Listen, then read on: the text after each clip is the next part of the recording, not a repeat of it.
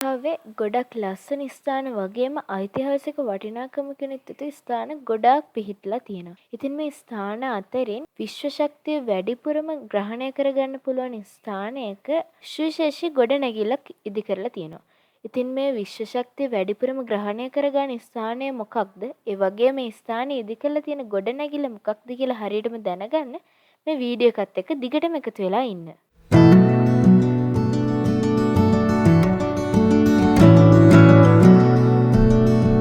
ඉතින් මේ විශ්ව ශක්තිය වැඩිපුරම ග්‍රහණය කරගන්න පුළුවන් ස්ථානයේ පිහිටලා තියෙන්නේ මධ්‍යම පළාතේ මාතලේ දිස්ත්‍රික්කයේ නාලන්දාව කියන ප්‍රදේශයේ.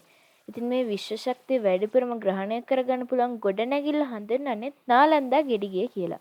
ඉතින් මේ නාලන්දා ගෙඩිගේ අවුරුදු 5000කටත් වැඩිය පැරණි ගොඩනැගිල්ලක් කියලා තමයි පොත්පත්වල සඳහන් වෙන්නේ. ඒ වගේම මේකට ගෙඩිගේ කියලා හඳුන්වන්න හේතුව තමයි ඉතින් මේ ගොඩනැගිල්ල යට අත්තිවාරමේ ඉඳලා ඉහළ වෙනකම්ම ගලින් නිර්මාණය කරලා තියෙන හින්දා. ක්‍රිස්තු වර්ෂ 275 897 කාලේ දකුණු ඉන්දියාවේ තිබ්බ පල්ලව ගෘහ නිර්මාණ ශිල්පයට ඉදිකරපු ගොඩනැගිල්ලක් විදිහට තමයි මේ නාලන්දා ගෙඩිගේ හඳුන්වන්නේ. ඒ වගේම මේ නාලන්දා ගෙඩිගේ ආගම් 3කට අයිති ගොඩනැගිල්ලක් කියලා සඳහන් වෙනවා. ඒකට හේතුව තමයි අපිට මේ නාලන්දා ගෙඩිගේ ඇතුළේදී තේරවාදී බුදුදහමට අයත් පිළිම දෙකකුත් මහායාම බුදුදහමේ බෝධිසත්ව පිළිමයකුත් තව ගණදේව පිළිමයකුත් දැක බලා ගන්න පුළුවන්. ඉතින් ඒ හින්දා තමයි මේ නාලන්දා ගෙඩිගේ ආගම් 3කට අයත් ස්ථානයක් කියලා හඳුන්වන්නේ. ක්‍රිස්තු වර්ෂ 8 10 සියවස් අතර කාලයේ ඉදි කරන්න ඇති කියලා සැලකෙන මේ නාලන්දා ගෙඩිගේ පුරාවිද්‍යා දෙපාර්තමේන්තුව විසින් අඩි 27ක් ඒ කියන්නේ තිබ්බතන ඉඳලම අඩි 27ක් උඩට කරලා 1972 මහවැලි අධිකාරිය බෝවතැන්න ජලාශය ඉදිකිරීමත් සමගම මේ නාලන්දා ගෙඩිගේ අඩි 27ක් උඩට කරලා ඉදි කරා කියලා පොත්පත්වල සඳහන් වෙනවා. රාවණ රජතුමාගේ පුතෙක් වෙච්ච ඉන්ද්‍රජිත් එහෙම නැත්නම් මේඝනාද කුමාරයා සූර්ය නමස්කාර කරන්න මේ නාලන්දා ගෙඩිගේ ඉදි කරන්න ඇති කියලා ජනප්‍රවාදවල සඳහන් වෙනවා. ඉතින් මේ නාලන්දා ගෙඩිගේ සූර්ය නමස්කාර කරන්න තෝරගන්න ඇත්තේ නාලන්දා ගෙඩි කියන්නේ ලංකාවේ විශ්ව ශක්තිය වැඩිපුරම ග්‍රහණය කරගන්න පුළුවන් ස්ථානයක් වුණ හින්දා කියලත් ජනප්‍රවාදවල සඳහන් වෙනවා.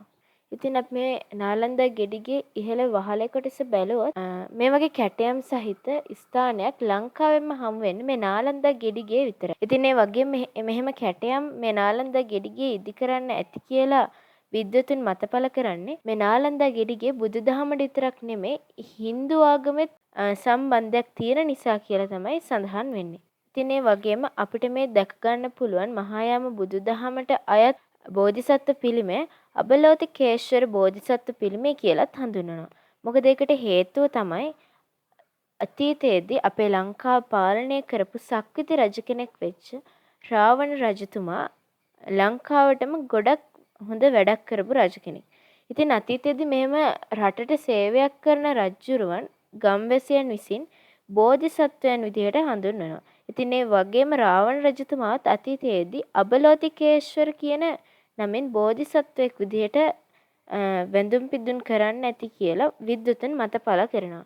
ඉතින් මේ ඒ හින්දා මේ මහායාම බුදුදහමට අයත් අබලෝතිකේශ්වර බුදු පිළිම ඉදි කරන්න ඇති කියලා සඳහන් වෙනවා. ඉතින් මේ කැටයම දිහා බැලුවම ජනප්‍රවාදයක පවතිනවා මේ කැටයම් වලින් නිරූපණය වෙන්නේ රාවණ රජතුමාගේ සහෝදරයන් කියලා.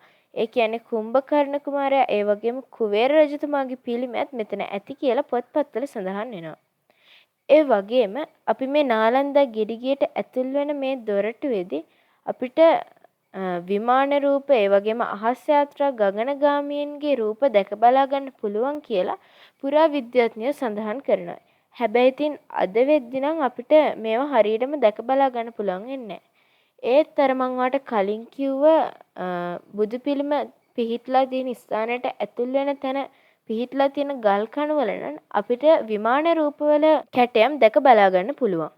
ඉතින් මං හිතනවා මේ වීඩියෝ එකේදී ඔයාලට ගොඩක් දේවල් නාලන්දා ගෙඩිගේ ගැන දැනගන්න ලැබෙන්නේ නැති කියලා. ඒ වගේම නාලන්දා ගෙඩිගේ ගැන ඔයා දන්න දේවලුත් අපිට කමෙන්ට් එකක් විදිහට දාන්න.